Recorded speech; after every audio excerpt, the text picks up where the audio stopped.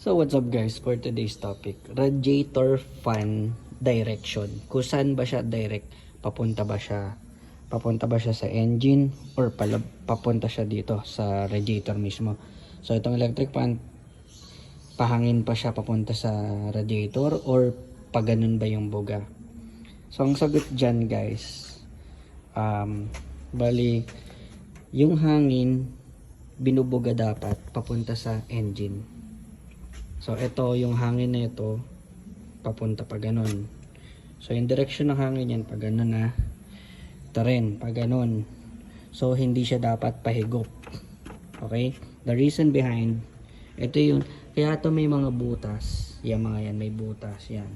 Pati ito may butas yan. Kasi dyan dumadaan yung hangin na pag umaandar ka na mabilis. Kunwari sobrang bilis mo. So mangyayari, tinutulungan ng hangin sa labas na pumapasok dito yung air mo na ma-pass through. Kasi kung etong yung hangin is papunta dito, ang mangyayari niyan, maglalaban yan. So kunwari tumatakbo ka ng 90 kilometers or 100 kilometers. Sa sobrang lakas niyan, eto masusunog yung makina. So mangyayari, babaliktad yung ikot, yung kuryente papalo ngayon, mag-generate ng kuryente pabalik. So sunog ang electrical mo niyan. Isa pa, kung malakas naman yung engine mo, ay yung fan mo at lumaban siya, mangyayari yung init ng engine mo ibabato niya dito, kaya mali mali. Tapos maglalaban yung dalawang yan.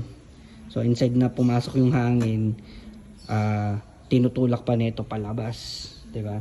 So mangyayari, dapat ang tamang hangin talaga is paganon.